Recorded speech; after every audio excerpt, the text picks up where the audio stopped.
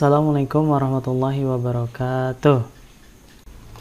Apa kabar semuanya? Semoga kalian dalam keadaan baik-baik saja. Kembali lagi bersama saya Muhammad Yusuf dalam mata kuliah perilaku konsumen. Hari ini kita akan membahas chapter 1, Consumer Behavior, Meeting Changes and Challenges.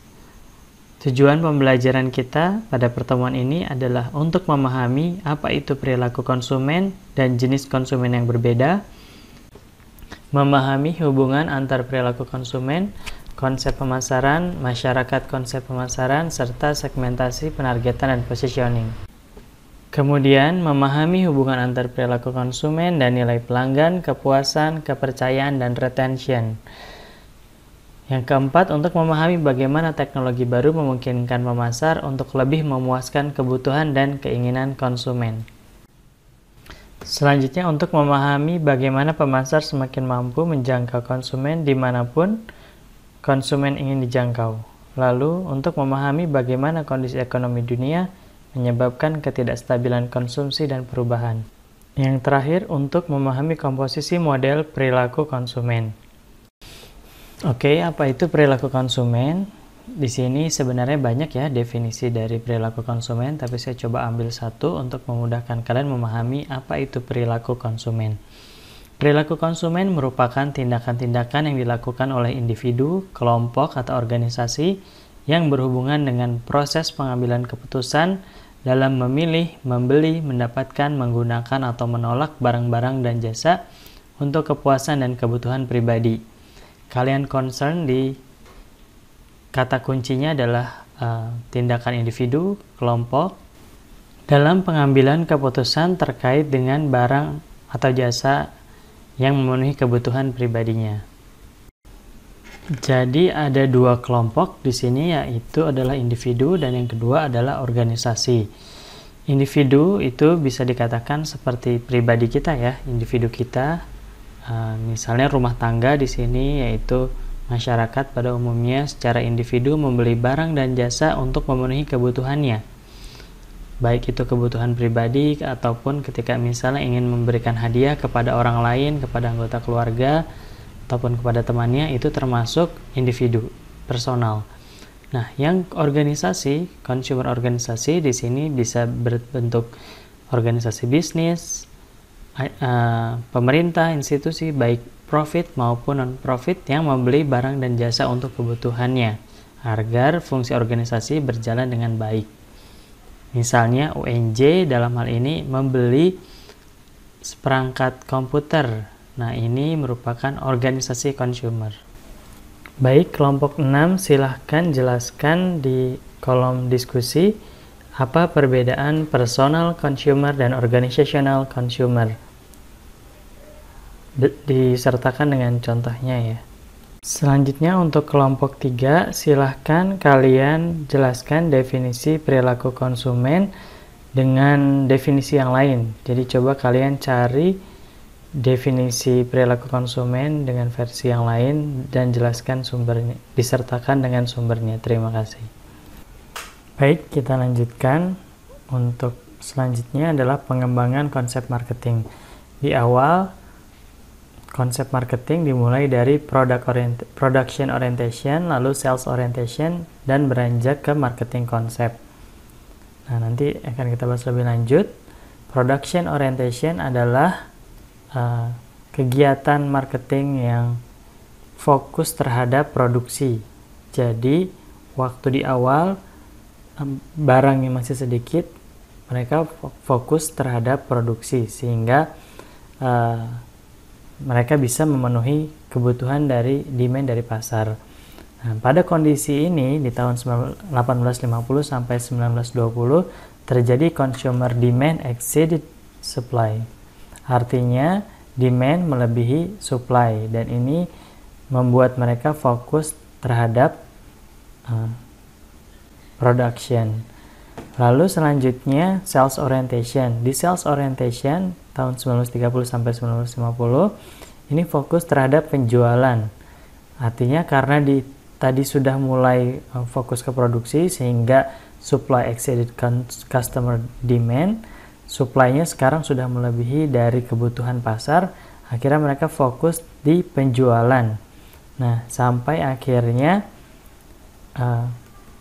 barang tersebut sangat-sangat berlebih ya dan harus dijual. Mulailah tercipta di tahun 1950 mereka memproduksi sesuai dengan kebutuhan dari customernya. Jadi mereka fokus terhadap customernya. Mereka sudah mulai di masa itu ya, sudah mulai mendeterminasikan apa itu kebutuhan, apa yang diinginkan, apa yang dibutuhkan oleh target pasar mereka. Nah, sehingga mereka akan mulai berpikir untuk mendeliver satisfaction. Artinya mereka sudah mulai memikirkan bagaimana memberikan kepuasan yang lebih baik dibandingkan dengan kompetitor mereka. Jadi mereka bisa melakukan penjualan yang lebih baik dari masa ke masanya. Nah, societal marketing concept di sini merupakan fokus dari perusahaan ya agar bisa mendapatkan customer dalam jangka panjang. Misalnya ketika kita memproduksi handphone, kita berpikir bagaimana bukan hanya berpikir bagaimana customer membeli produk kita sekarang saja, tapi juga sampai ke masa depan ya, jangka panjang. Kalau kita lihat misalnya produksi perusahaan handphone Samsung ya, dari awal sampai sekarang masih ada peminatnya, target pasarnya masih didapatkan karena mereka berusaha untuk mendapatkan konsumen dalam jangka panjang. Jadi mereka selalu berusaha yang terbaik, selalu menampilkan produk-produk yang inovatif. Dari awal Samsung S1 ya sampai sekarang sudah S12 misalnya ya, sekarang terus menjadi yang terdepan bagaimana menampilkan produk-produk flagship dengan target pasar menengah ke atas dan mendapatkan perhatian mereka dalam jangka panjang. Baik, kita lanjutkan marketing concept. Nah, di dalam marketing concept itu yang pertama dibahas consumer research atau riset pasar. Apa itu riset pasar? Mungkin kalian sudah pernah belajar di mata kuliah manajemen pemasaran. Riset pasar adalah proses alat yang digunakan untuk mempelajari perilaku konsumen. Nah, di dalam riset pasar ini kita mencari tahu seperti apa itu perilaku konsumen melalui alat-alat dan juga proses yang dilakukan, proses riset yang dilakukan. Selanjutnya adalah segmentasi. Segmentation adalah proses membagi pasar berdasarkan dengan kelompok konsumen untuk kebutuhan ataupun karakteristik tertentu. Misalnya, tadi kita membahas smartphone. Nah, di pasar konsumen menengah ke atas itu sudah ada pasarnya Samsung. Oleh karena itu, banyak yang melirik target pasar yang lain, yaitu target pasar menengah ke bawah. Nah, kalau target pasar menengah ke atas itu kebanyakan adalah golongan profesional, di target pasar menengah ke bawah ini tentu lebih banyak adalah anak muda yang belum bekerja, dan mereka umumnya sudah membutuhkan smartphone juga.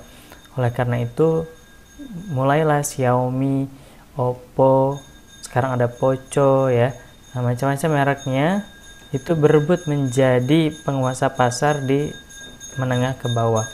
Lalu setelah segmentation dilakukan market targeting, yakni memilih mau masuk di pasar yang mana. Kalau tadi kita sudah membagi dua, pasar menengah ke atas dan juga pasar menengah ke bawah, atau pasarnya kaum profesional dan juga anak muda.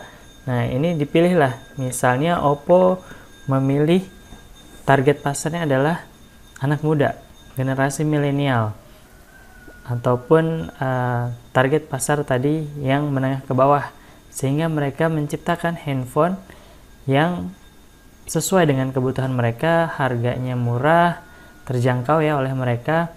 Nah, sehingga masuklah ke dalam target pasar tersebut.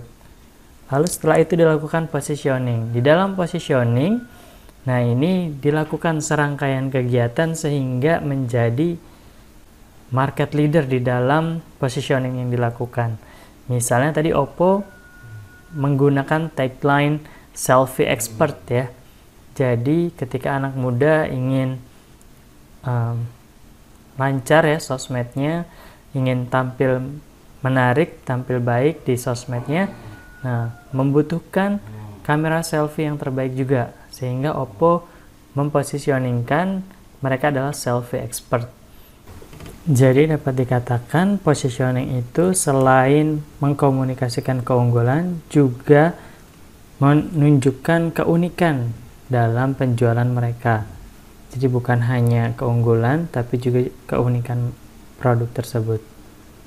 Baik, kelompok 9, silahkan jelaskan marketing konsep. Menurut kalian, disertakan dengan contohnya. Selanjutnya marketing mix. Ini tentu juga sudah dipelajari di mata kuliah manajemen pemasaran ya. Marketing mix 4P, misalnya di sini product, price, place, promotion. Tentu banyak definisi dari marketing mix ya. Ada yang menjelaskan 4P, ada yang juga yang menjelaskan dengan 7P dan lain sebagainya. Kita membahas menggunakan yang umum yakni 4P, product, price, place, dan juga promotion. Ya, saya akan coba mencontohkan satu, price misalnya dalam hal ini harga. Harga di sini adalah pengorbanan yang dilakukan oleh konsumen untuk mendapatkan barang dan jasa yang diinginkan. Contohnya ketika misalnya dalam kita membeli barang, tentu harga menjadi pertimbangan kita. Ada yang ketika membeli handphone budgetnya 2 juta, dia dapat handphone apa saja. Ada juga orang yang memiliki budget beli handphone baru itu 10 juta. Nah, tentu ini target pasarnya berbeda. Sehingga harga menjadi pertimbangan dalam marketing mix untuk menentukan dia akan masuk ke dalam target pasar yang mana dan menjangkau pasar tersebut. Baik, coba kelompok 1 paparkan 3 bagian lainnya disertakan dengan contohnya. Berkaitan dengan produk, place, dan juga promotion, diskusikan ya di dalam Sibering.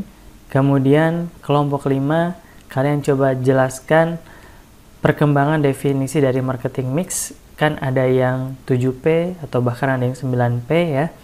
Nah, itu kalian jelaskan selain dengan yang sudah dijelaskan sebelumnya oleh saya dan juga oleh kelompok 1.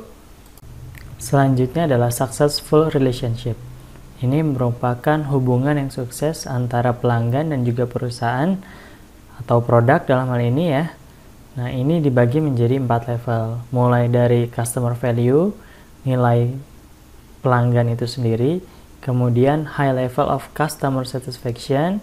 Dalam hal ini menunjukkan kepuasan pelanggan di tingkat yang lebih tinggi, bukan hanya nilai ya.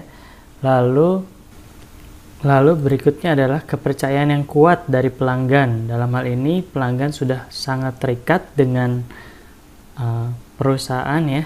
Dan yang terakhir adalah customer retention. Jadi pelanggan sudah mulai melakukan pembelian yang rutin. Beli lagi di perusahaan atau produk tersebut. Oke, kita coba bahas lebih lanjut. Dalam mengelola hubungan dengan pelanggan, maka perusahaan perlu mempertimbangkan yang pertama adalah customer value. Customer value merupakan rasio antara keuntungan yang didapatkan oleh pelanggan dibandingkan dengan pengorbanan atau sumber daya yang dikorbankan untuk mendapatkan produk tersebut. Jadi misalnya kalau kita ingin mendapatkan produk handphone, smartphone ya tadi, nah, maka kita akan mengeluarkan uang. Nah, itu adalah sumber daya yang dimaksud di dalam customer value di sini. Jadi, ketika kita mengorbankan uang 2 juta untuk membeli smartphone, nah di sisi lain ada orang lain yang mengorbankan uangnya 20 juta untuk mendapatkan smartphone atau handphone jenis tertentu. Nah, hal ini menjadi relatif dan subjektif sehingga nilai dari produk atau perusahaan tersebut juga menjadi berbeda-beda di antara kelompok konsumen. Nah, ini menjadi penting, pertimbangan yang penting di awal ketika kita ingin memasuki pasar kita perlu mempertimbangkan apakah dengan harga yang kita tawarkan itu worth atau tidak, apakah sesuai atau tidak dengan nilai yang kita ciptakan di dalam produk tersebut. Selanjutnya adalah customer satisfaction. Nah, setelah kita memunculkan nilai yang diinginkan oleh pelanggan, maka kita perlu mempertimbangkan satisfaction, kepuasan dari pelanggan. Ketika pelanggan sudah membeli produk kita, maka selanjutnya kita berpikir apakah produk yang kita tawarkan sesuai dengan harapan dari pelanggan. Ketika misalnya pelanggan tersebut mengeluarkan uang tadi ya 2 juta dan dia mendapatkan benefitnya, maka pelanggan akan berpikir apakah ini sesuai atau tidak dengan harapannya. Bukan hanya dari segi keunggulan produk, tapi juga sampai ke pelayanan sebelum penjualan hingga pasca penjualan ya, garansinya bagaimana, kemudian tahan berapa lama. Kalau tadi kita handphone ya, maka apakah handphone tersebut tahan baterainya awet gitu ya. Nah, itu juga menjadi kepuasan tersendiri. Apakah fitur-fitur yang ditampilkan itu nyaman, sesuai dengan harapan dari pelanggan itu sendiri. Jika hal-hal yang ditawarkan oleh perusahaan itu sesuai dengan keinginan atau harapan dari pelanggan, maka pelanggan akan menunjukkan loyalitas mereka terhadap produk ataupun perusahaan tersebut. Nah, ini yang dinamakan customer satisfaction. Setelah muncul loyalitas, berarti ini sudah menunjukkan apa namanya? Ya, betul, customer trust yang akan kita bahas selanjutnya. Customer trust bisa didapatkan ketika pelanggan sudah mulai loyal. Jadi loyalitas yang terus dikelola oleh perusahaan maka akan memunculkan kepercayaan, dan kepercayaan ini akan membuat customer terikat, customer menjadi semakin ketergantungan terhadap produk tersebut. Ketika misalnya tadi kita sudah membahas handphone Samsung ya, maka pelanggan akan percaya ketika menginginkan handphone flagship atau handphone yang terbaik ya untuk golongan menengah ke atas. Nah, maka mereka akan langsung mencari handphone Samsung yang sudah terbukti kualitasnya ya, sudah terbukti selalu terdepan dalam memunculkan fitur-fitur yang baru, yang unik ya bagi customer, pengalaman-pengalaman baru bagi customer. Maka positioningnya Samsung sudah dapat nih. Ketika mereka mau upgrade handphone, mereka akan upgrade-nya ke Samsung lagi. Setelah mereka bosan dengan Samsung S10-nya, mereka akan membeli Samsung S11, S12, dan seterusnya. Nah, sehingga customer trust yang berlebih akan menunjukkan customer retention. Customer retention ini tadi adalah pembelian yang berulang-ulang karena pelanggan sudah merasa nyaman, pelanggan sudah percaya, maka mereka akan berusaha nih untuk membeli lebih ya, atau melakukan pembelian produk ini lagi gitu di masa yang akan datang. Jadi customer retention ini sifatnya jangka yang sangat panjang sekali, dan customer sudah percaya sehingga mereka juga akan merekomendasikan kepada teman mereka, kelompok mereka, bahwa produk ini adalah produk yang terbaik, yang cocok untuk kelompok mereka, dan mereka akan melakukan pembelian yang berulang ya, dan juga bahkan tadi merekomendasikan untuk produk tersebut. Ya, kelompok 10 silahkan kalian jelaskan berkaitan dengan successful relationship ya, poin per poinnya silahkan jelaskan di Sibering. Dalam slide berikutnya dijelaskan peringkat 10 besar perusahaan US ya berdasarkan consumer trust dan respect. Nah, ini ada American Express, eBay, IBM, sampai Apple ada di sana nationwide. Kelompok 9 silahkan kalian cari top 10 companies di Indonesia ya berdasarkan consumer trust and respect. Customer Profitability Focus Marketing. Dalam hal ini kita melihat ada piramida ya yang didapatkan dari fokus marketing ketika kita memperhatikan profitability dari pelanggan. Nah, ini cara yang pertama, kita mengelompokkan pelanggan menjadi 4 tiers group ya. Mulai dari Elite, Iron, Gold, Platinum, mulai dari yang paling banyak yakni Elite sampai ke yang paling sedikit yakni Platinum. Yang Elite ini yang tadi value ya, meningkat ke satisfaction, trust, sampai ke retention yang Platinum. Penempatan pelanggan ke dalam kelompok-kelompok tersebut merupakan berdasarkan dari perilaku konsumsi mereka. Nah, tentu nanti akan terlihat nih, kita bisa men-track cost and revenue dari individual consumer tersebut. Jadi kita bisa menindaklanjuti, meriset lebih lanjut berapa pendapatan dan pengeluaran mereka, konsumen di tingkat tersebut. Biasanya kan yang Platinum ini jumlahnya sedikit tapi pengeluarannya besar ya. Berani punya budget yang tinggi untuk mendapatkan barang yang mereka inginkan. Ini seperti juga member di dalam loyalitas pelanggan ya, kan ada yang Platinum, yang Gold ya. Mereka berani bayar lebih mahal untuk berada di kelompok tadi. Selanjutnya, tradisional dan juga value and retention focus marketing. Ya, ini seperti traditional and modern marketing ya. Perbandingannya di mana yang tradisional dia fokusnya kepada penjualan ya. Dia menjual apa yang mereka ciptakan, apa yang mereka buat. Nah, di value and retention focus marketing, mereka menggunakan teknologi untuk membuat apa yang pelanggan butuhkan sehingga mereka bisa melakukan customize ya, sesuai dengan kebutuhan sesuai dengan perilaku dari konsumen tersebut. Nah, di marketing tradisional, don't focus on product, focus on the need that it satisfies. Jadi, mereka tidak mementingkan produk, tidak fokus ke produk, tapi mereka fokus kepada kebutuhan dari pelanggan. Sedangkan value and retention, di sini fokus terhadap produk dan juga fokus terhadap kepuasan pelanggan. Jadi fokus keduanya ya.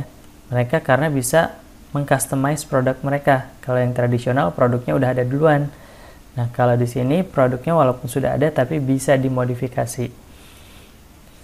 Nah, di traditional marketing concept, market product and service that match customer need better than competitors offering. Jadi produk dan jasa yang ada di pasar, nah itu berusaha memberikan yang lebih ya dibandingkan dengan kompetitor mereka. Sedangkan di value and retention ini sudah mulai memahami kebutuhan, memahami perilaku, memahami customer secara jangka panjang. Nah, ini sehingga mereka mendapatkan trust dan juga retention dari pelanggan. Kalau di traditional marketing, mereka research consumer needs and characteristic, fokusnya ke karakteristik dan kebutuhan konsumen. Sedangkan di value and retention, mereka menganalisis sampai kepada profit yang didapatkan ya, berkaitan dengan kebutuhan pelanggan dan juga karakteristik. Nah, level profit seperti yang sudah dijelaskan sebelumnya ya, menganalisis sampai ke pemasukan dan pengeluaran customer itu juga dianalisis. Nah, di traditional marketing concept, memahami purchase behavior, process, and influence on customer behavior, memahami bagaimana proses perilaku pembelian dari konsumen. Sedangkan di value and retention sampai memahami perilaku konsumen terhadap perusahaan ya, hubungannya dengan perusahaan. Dan di traditional market ini realize that each customer transaction is discrete sale. Jadi penjualan jangka pendek, sedangkan di value and retention penjualan jangka panjang. Dampak dari digital teknologi tentu sangat tinggi bagi marketer. Mereka dapat mengelola ya produk dan jasa yang mereka tawarkan, dapat meng-customization, jadi bisa lebih interaktif dengan pelanggan ya. Kebutuhan pelanggan seperti apa, kemudian mereka berusaha memperbaiki produk mereka sesuai dengan kebutuhan dan keinginan dari si customer itu sendiri. Marketer juga sangat mampu untuk beradaptasi terhadap perubahan-perubahan yang sifatnya instan. Jadi pelanggan ketika membeli barang menginginkan produknya dikemas dengan paket kayu misalnya, nah itu bisa dengan mudah ya dilakukan karena sekarang digital teknologi sangat berkembang, sehingga pengiriman yang sifatnya instan pun juga dapat terjadi dilakukan dengan adanya digital business, e-commerce seperti yang sekarang. Pelanggan dari luar negeri pun bisa membeli dan juga keinginannya bisa disesuaikan. Nah, marketer juga akan mengelola, akan mengumpulkan dan juga menganalisis data yang didapatkan untuk mendapatkan keuntungan yang di masa yang akan datang, sehingga bisa mendapatkan value and retention dari customer itu sendiri. Nah, dari segi consumer, digital teknologi juga berdampak untuk kekuatan mereka, power, information, komputer ya, barang dan jasa yang mereka gunakan ya, itu juga dampak dari teknologi, perkembangan teknologi. Ya, saat ini teknologi digital sangat berkembang pesat dan juga menyebabkan mobile consumer.